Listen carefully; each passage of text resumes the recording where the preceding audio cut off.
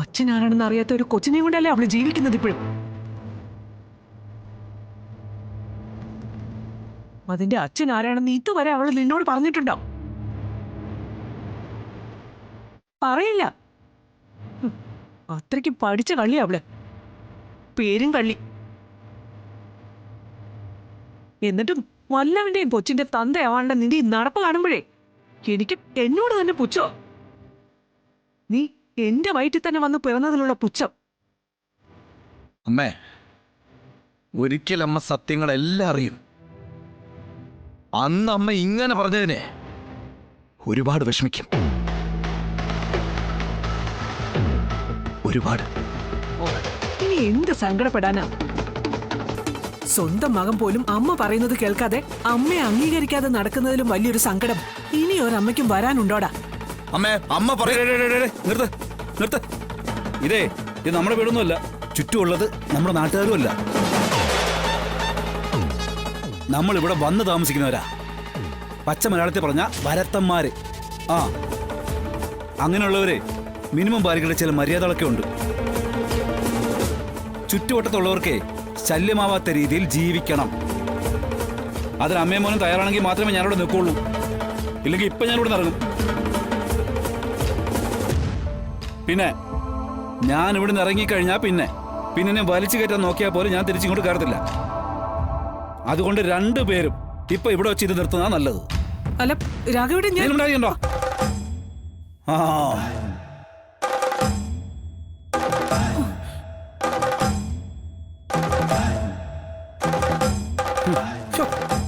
എല്ലാം തൊലഞ്ഞ് വാട വീട്ടിൽ നിന്ന് കിടക്കുക. എന്നാലും സ്വസ്ഥതയുണ്ടോ? ഇതെവിടെ ചെന്ന് അവസാനിക്കണ്ടേ ഭഗവാനെ? ചുമത മനുഷ്യനെ മെനക്കെടുത്താനായിട്ട്. ശാന്തേ, വൈകിട്ട് എത്ര ചെറുകടിയാ തൊഴിലുറപ്പുകാർക്ക് കൊടുക്കേണ്ടത്? 32.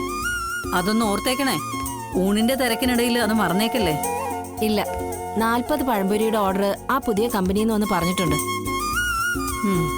2 ഞാൻ എഴുതി വെച്ചിട്ടുണ്ട്. എന്താന്ന് വെച്ചാ അതിന്റെ ഇണക്കം പോലെ ചെയ്തോണേ. എനിക്കിപ്പോ പണ്ടത്തെ പോലെ ഓർമ്മയിൽ സൂക്ഷിച്ചു വെച്ച് ഒന്നും ഓടി നടന്ന് ചെയ്യാൻ പറ്റുന്നില്ല. നമുക്ക് കൂടുതൽ ഉത്തരവാദിത്വം ഉണ്ടെന്ന് കരുതി പ്രായത്തിന് മാറി നിൽക്കാൻ പറ്റില്ലല്ലോ.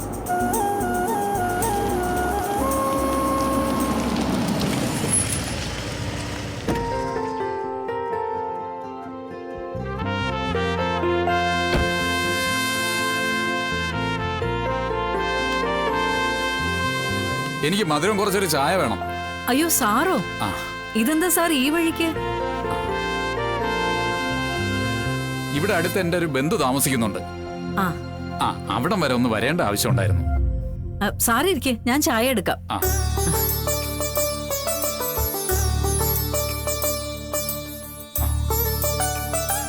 ശാന്തേ, സാറിന് കഴിക്കാൻ എന്താ വേണ്ടെന്ന് ചോദിച്ചേ. കഴിക്കാനൊന്നും വേണ്ട. അല്ലെങ്കിൽ തന്നെ ഞാൻ അങ്ങനെ പുറത്തുനിന്നൊന്നും അധികം കഴിക്കാറില്ല. ആകെയുള്ള ഒരു ദുശീലം ഈ ചായയോടി മാത്രമാണ്. അതും വല്ലപ്പോഴും മാത്രം. ഞാൻ അന്നൊരു അപേക്ഷ കൊടുത്തിട്ടുണ്ടായിരുന്നല്ലോ സാറേ, കുടുംബശ്രീ ഉൽപ്പന്നങ്ങളുടെ ചെറിയൊരു യൂണിറ്റിനുള്ളതേ. അത് പാസ്സാക്കിയിട്ടുണ്ട്. പിന്നെ ശാരദ ഇന്നോ നാളെയോ ബ്ലോക്കിലോട്ടൊന്ന് വന്നാ മതി. ഞാൻ സാറിനെ ഒന്ന് വന്ന് കണ്ട് ഒരു കാര്യം പറയാനിരിക്കുമായിരുന്നു. എനിക്കിപ്പോ ആ ലോൺ കിട്ടിയില്ലെങ്കിലും എന്റെ കാര്യങ്ങളൊക്കെ നടക്കും. പക്ഷെ അതുകൊണ്ട് ഉപകാരപ്പെടുന്ന ഒരാളുണ്ട്, സത്യഭാമ. ഈ കഴിഞ്ഞ ദിവസം വരെ നല്ല രീതിയിൽ കഴിഞ്ഞിരുന്ന അവർക്കേ ഇപ്പൊ ഒരു ക്ഷീണം വന്നിരിക്കുക. മുന്നോട്ട് കഴിഞ്ഞു പോകണമെങ്കിൽ മറ്റുള്ളവരെ ആശ്രയിക്കേണ്ട അവസ്ഥ വന്നിരിക്കുക. സാറേ ചായ. അവരുടെ നല്ല സമയത്ത് ജീവിത രീതി കണ്ട് മനസ്സിലാക്കിയിട്ടുള്ള എനിക്ക് അതൊട്ടും സഹിക്കാൻ പറ്റുന്നില്ല. അതുകൊണ്ട് എനിക്ക് പാസ്സായ ആ ലോൺ സത്യാമ്മയ്ക്ക് കൊടുക്കാൻ സാറൊന്ന് സഹായിക്കണം. ഇതെന്റെ ഒരു അപേക്ഷയാ സാറേ. ശാരദേ, ഇതേപോലൊരു സഹായം കിട്ടി യൂണിറ്റ് തുടങ്ങാൻ പാവങ്ങൾ ഒരുപാട് പേര് നിപ്പുണ്ട്. ശാരദയ്ക്ക് വേണ്ടെങ്കിൽ വേണ്ട. പക്ഷേ അതൊരിക്കലും സത്യഭാമ ആയിരിക്കില്ല. സാറേ, അവരുടെ അവസ്ഥ ഇപ്പൊ ഭയങ്കര ദയനീയമാണ്. ജീവിക്കാനായി മറ്റുള്ളവരുടെ മുന്നിൽ കൈനീട്ടേണ്ട അവസ്ഥ വന്നിരിക്കുക. വീട് പോയി, സ്ഥലം പോയി, ഉണ്ടായിരുന്ന പാരമ്പര്യ സ്വത്തുക്കളൊക്കെ നശിച്ചു. ഒരേ ഒരു മാർഗം ഇങ്ങനെയുള്ള എന്തെങ്കിലും ജോലികളാ. ഇതൊക്കെ അവരുടെ അടവാണ് ശാരദേ. ഒരു സുപ്രഭാതത്തിലെല്ലാം നഷ്ടപ്പെട്ടു എന്ന് പറഞ്ഞ് ബോധ്യപ്പെടുത്താൻ നോക്കിയാലേ ഞാനൊന്നും വിശ്വസിക്കില്ല. പണ്ടത്തെ പലിശപ്പണിയിൽ എന്തെങ്കിലും അന്വേഷണം വരുന്നുണ്ടായിരിക്കും. ഉള്ളത് പോകാതിരിക്കാൻ വേണ്ടിയിട്ടുള്ള ഒളിപ്പിക്കലായിരിക്കും ഇത്. അല്ലെങ്കിൽ ഇത്രയും വലിയ നിലയിൽ കഴിഞ്ഞ അവർക്ക് ഇത്ര പെട്ടെന്ന് ഇങ്ങനെ ഒരു അധപതനം വന്നു എന്ന് പറഞ്ഞ് നിങ്ങളെല്ലാം വിശ്വസിക്കുമായിരിക്കും. പക്ഷെ ഞാൻ വിശ്വസിക്കില്ല. അതുകൊണ്ട് തന്നെ അവർക്ക് ഈ ലോണ് ഞാൻ കൊടുക്കുകയില്ല. അങ്ങനെ ഒരു കടുംപിടുത്തം പിടിക്കണോ സാറേ?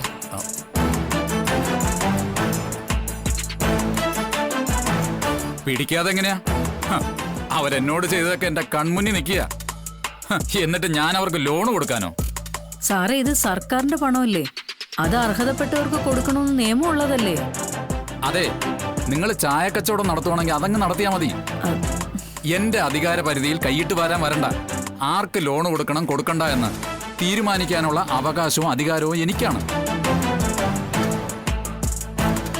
എന്റെ തലമുതിർന്ന ഉദ്യോഗസ്ഥരെ വരെ ഞാൻ എന്റെ ചൊൽപ്പടിക്ക് നിർത്തുന്നതാ. എന്റെ അടുത്താ വെറും ഒരു ചായക്കടപ്പണി ചെയ്യുന്ന സ്ത്രീ നിയമം പഠിപ്പിച്ചു വരുന്നത്. നിയമം പറയാൻ വലിപ്പ ചെറുപ്പത്തിന്റെയും വിദ്യാഭ്യാസത്തിന്റെയും ഒന്നും ആവശ്യമില്ല. കുറച്ച് വിവരം ഉണ്ടായാൽ മതി. പറയുന്ന കാര്യങ്ങൾക്ക് വ്യക്തമായും ന്യായം ഉണ്ടായിരിക്കുകയും വേണം. ഇവിടെ എന്റെ അമ്മയ്ക്ക് പാസ്സായ ലോൺ സത്യാമ്മയ്ക്ക് കൊടുക്കാൻ പറ്റുമെന്ന് ചോദിച്ചതല്ലേ ഉള്ളൂ. ചായ കച്ചവടം ചെയ്യുന്ന സ്ത്രീ നിയമം പറയുന്നുവെന്ന് പറഞ്ഞ് അമ്മയെ ആക്ഷേപിച്ചത് നിങ്ങളാണ്. ഒരു സ്ത്രീയെ പൊതുസമൂഹത്തിന് മുന്നിൽ വെച്ച് അപമാനിക്കാൻ ശ്രമിച്ച ആ കേസ് എവിടം വരെ പോവെന്ന് ബഹുമാനപ്പെട്ട ബ്ലോക്ക് ഓഫീസർക്ക് നിശ്ചയമുണ്ടോ? എന്താ ഭയപ്പെടുത്തുകയാണോ? ജീവിതകാലം മുഴുവൻ ഞാൻ ആ കസേരയിൽ ഇരുന്നോളന്നേ. ഞാൻ ആർക്കും വാക്കുകൊടുത്തിട്ടില്ല. എനിക്ക് ശരിയെന്ന് തോന്നുന്ന കാര്യം ഞാൻ ചെയ്യും.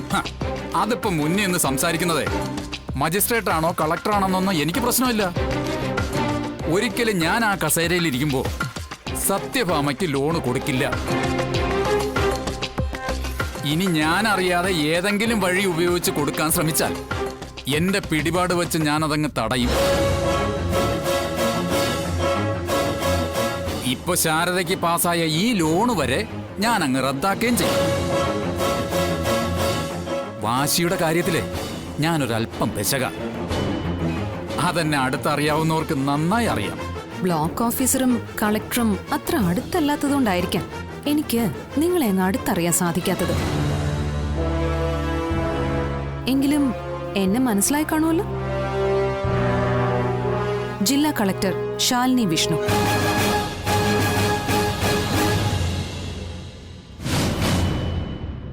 നിങ്ങൾ മുൻപ് പറഞ്ഞ ഈ ചായക്കടക്കാരിയുടെ മകൾ.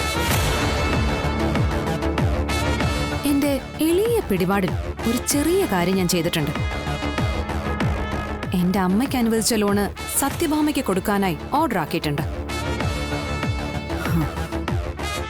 ഈ നിങ്ങളുടെ തലയ്ക്ക് മുകളിലും ഓഫീസർമാരുണ്ടല്ലോ സാറേ.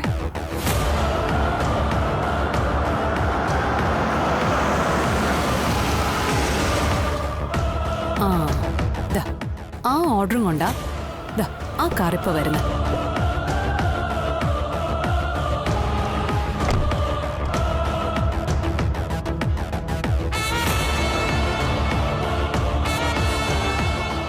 മാഡം, ഇതൊന്ന് വായിച്ചു നോക്കൂ.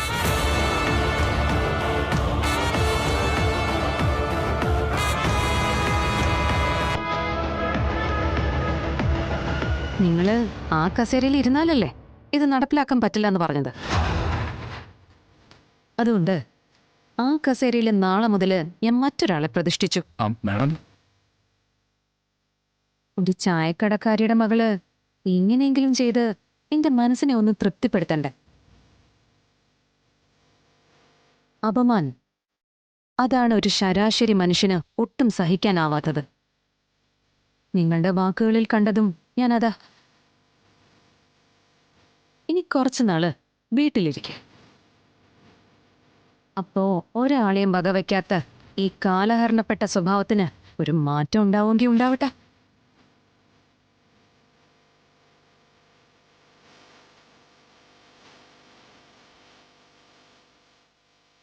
അതെ,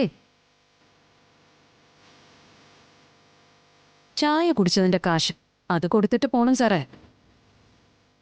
സാറിന്റെ ഭാഷയിൽ പറഞ്ഞ അന്തിപ്പിച്ചക്കാരി. ഇതുകൊണ്ടൊക്കെയാ ജീവിക്കുന്നത്.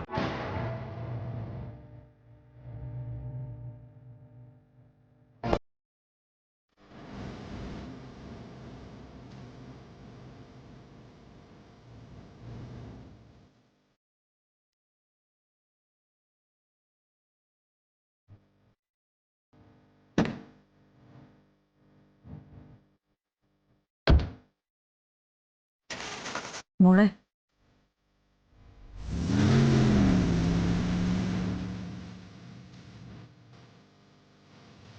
മോളെ, അയാൾ എന്തെങ്കിലും? ഒന്നുമില്ലമ്മേ, ഒരിടത്തു നിന്നും ഇതുപോലൊരു തിരിച്ചടി ആൾക്ക് കിട്ടിയിട്ടുണ്ടാവില്ല. ഇനിയാള് നന്നായിക്കോളും. അമ്മേക്കാൾ ഇപ്പോ ലോണിനാവശ്യം സത്യാമ്മയ്ക്ക.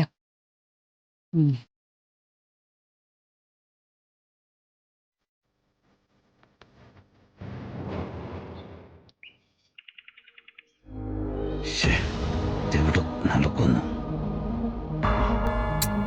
രാഘവേട്ട, ഇത് ഞാൻ ചോദിച്ചിട്ടേ 1 മണിക്കൂറായി. ഇപ്പോഴാണ് കൊണ്ടുവരാൻ നേരമായത്. അതെ, നമ്മുടെ സ്വന്തം വീട്ടിൽ നിന്നതുപോലെയുള്ള സൗകര്യങ്ങളൊന്നും ഇവിടെ കിട്ടില്ല. അവിടെ എന്തു പറഞ്ഞാലും ആ സമയത്ത് കൊണ്ടുവരാൻ ആളും ഉണ്ടായിരുന്നു. ഇവിടെ അങ്ങനെ ആളെ നിർത്തി ചെയ്യിക്കാനുള്ള വരുമാനമൊന്നും നമുക്കില്ല. കഴിഞ്ഞു പോകാനുള്ള വക നമ്മൾ തന്നെ തേടേണ്ട അവസ്ഥയാണ് വന്നിരിക്കുന്നത്. ഞാനാന്ന് ഇങ്ങനെയൊക്കെ വരുത്തി വെച്ചേ. ദേ, ആര് വരുത്തിയെങ്കിലും ഇനി സംഭവിച്ച കാര്യങ്ങൾ ഓർത്ത് ദുഃഖിച്ചിട്ട് ഒരു കാര്യമില്ല.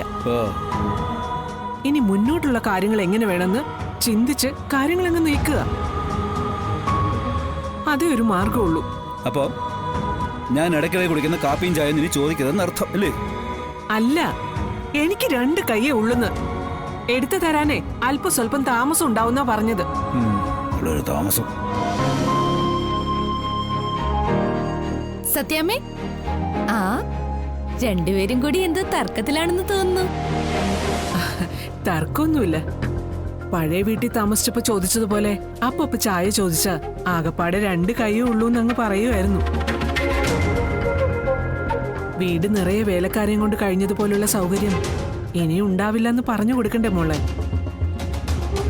കാര്യങ്ങള് കൃത്യമായിട്ട് പറഞ്ഞ് മനസ്സിലാക്കി മുന്നോട്ട് പോയാ പിന്നെ തർക്കത്തിന്റെ കാര്യങ്ങൾ വരുന്നില്ലല്ലോ. അല്ല മോളെ, ഇതെന്താ ഈ പാത്രമൊക്കെ ആയിട്ട്? എന്തോ ചെറിയൊരു കോളുണ്ടെന്ന് തോന്നുന്നല്ലോ. ആ ഉണ്ട്, ബിരിയാണിയാ. ഇന്ന് എന്നെ കാണാൻ ചെറുക്കനും കൂട്ടരും വന്നതിന്റെ ആഘോഷമായിരുന്നു വീട്ടില്. എനിക്കാണെങ്കി ഇപ്പൊ തന്നെ ഒരു കല്യാണം വേണ്ടെന്നാ. പഠിത്തമൊക്കെ കഴിഞ്ഞ് സ്വന്തം കാലിൽ നിക്കാറാകുമ്പോ മതിന്നാ. പക്ഷെ വീട്ടുകാര് സമ്മതിക്കണ്ടേ? ബാപ്പച്ചാണെങ്കി ഒട്ടും സമ്മതിക്കണില്ല. എന്നെ കല്യാണം കഴിപ്പിച്ച് അടങ്ങുന്ന. ദാ സത്യമേ. ഓ, അപ്പൊ അതിന്റെ ചടങ്ങിനായി കൊണ്ടുവന്ന ബിരിയാണിയല്ലേ? ആ അതെ. പക്ഷെ എനിക്കിതൊന്നും ഇഷ്ടല്ല. എനിക്ക് നിങ്ങളുടെയൊക്കെ കല്യാണം കൂടുന്നതാ കൂടുതൽ ഇഷ്ടം. നല്ല വാഴയിലയിൽ ഇഞ്ചിക്കറിയും മാങ്ങാക്കറിയും പുളിശ്ശേരിയും സാമ്പാറും ഒക്കെ ഇട്ട് കുഴച്ച് ഒരു പിടി ചോറുണ്ട. ആഹാ, അത് മതി. പിന്നെ എനിക്കിഷ്ടം പായസം കുടിക്കുന്നതാ. അതിങ്ങനെ ഇലയിൽ പപ്പടമൊക്കെ ഇട്ട് കുഴച്ച്. ഇനി സത്യാമ്മയ്ക്ക് എവിടെയെങ്കിലും കല്യാണം ഉണ്ടെങ്കിൽ എന്നെയും കൂടെ വിളിക്കണേ. അത് വിളിക്കാം. അല്ലെങ്കിൽ നമുക്ക് ഇവൾക്ക് വേണ്ടി ഒരു സദ്യ തന്നെ ഉണ്ടാക്കിയാൽ എന്താ? അതാണ് സത്യാമ്മ.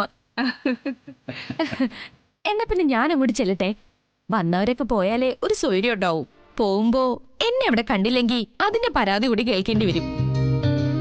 പോട്ടെ സത്യാമ്മേ.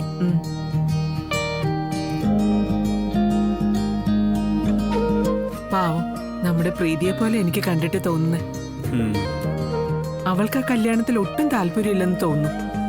നിർബന്ധം അവളുടെ ബാപ്പയ്ക്കും ഉമ്മയ്ക്കുവാ. ഇവർക്കൊന്നും ഈ പഠിപ്പിലും മറ്റും വലിയ കാര്യമൊന്നുമില്ല. എങ്ങനെയെങ്കിലും ഒന്ന് കെട്ടിച്ചു വിട്ടാ മതിയെന്ന്. നമ്മുടെ മകൻ വിഷ്ണുവിനാണെങ്കിൽ പഠിക്കാൻ സൗകര്യം ഉണ്ടായിട്ടും മടിയായിരുന്നു. ഇവിടെ ഈ കൊച്ചിനാണെങ്കിൽ എങ്ങനെയെങ്കിലും പഠിക്കണമെന്നും. ഓരോരുത്തരുടെ ഓരോ യോഗമേ.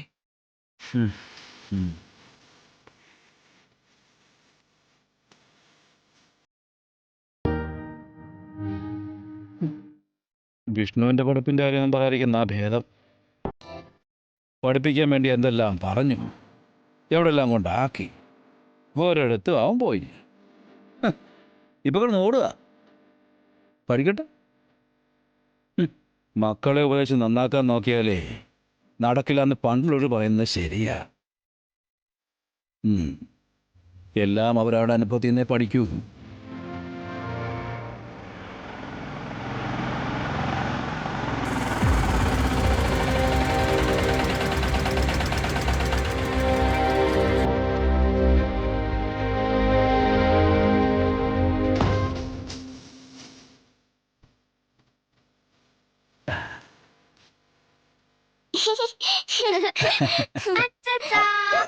എന്റെ മക്കള് ഉമ്മ ഉമ്മ ഉമ്മ ഉമ്മ. മക്കൾ അച്ഛനെ കാണാൻ വന്നതാണോ? ഞങ്ങൾ പുതിയ വീട് കാണാൻ വന്നതാ. സത്യാമ്മ എന്ത് ചെയ്യും രാഘവേട്ടാ? അകത്തോണ്ട് ഞാൻ അകത്ത് പോയി കണ്ടോളാം. മക്കൾ ഇരിക്ക്. വാ ഇരിക്ക്. പിന്നെ മോളെന്താ അവിടെ തന്നെ നിൽക്കുന്നേ?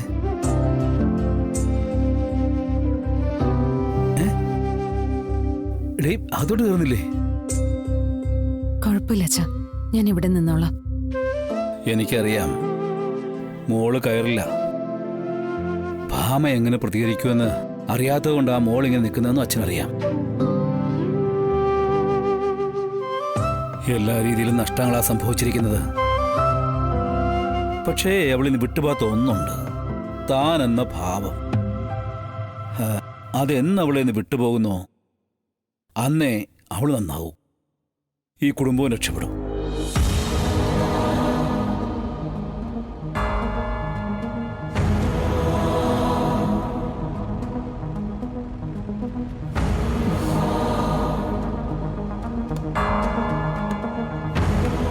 ഇങ്ങോട്ടൊന്ന് വരണമെന്നും എല്ലാരെയും ഒന്ന് കാണണമെന്നും 2 ദിവസമായിട്ട് ആഗ്രഹിക്കുന്നു.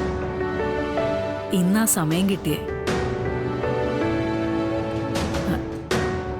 പുളിയിഞ്ചി ഉണ്ടാക്കുവാണോ? രാഘവേട്ടന് പുളിയിഞ്ചി എന്ന് വെച്ചാൽ വലിയ ഇഷ്ടാ, അതുകൊണ്ടൊന്ന് ഉണ്ടാക്കാന്ന് വെച്ചതാ. വിഷ്ണു കൂടുതലും പുറത്തുനിന്നല്ലേ ഭക്ഷണം കഴിക്കാറ്, അതുകൊണ്ട് അവന്റെ ഇഷ്ടം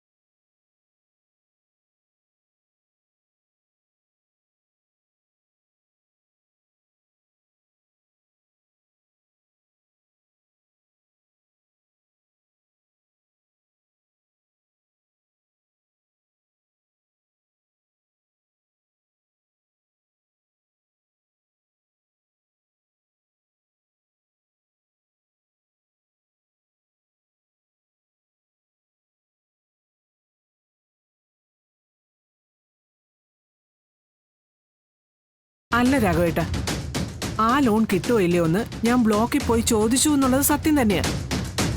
എന്നുവെച്ച് ആരുടെ ഔദാര്യമൊന്നും എനിക്ക് ആവശ്യമില്ല.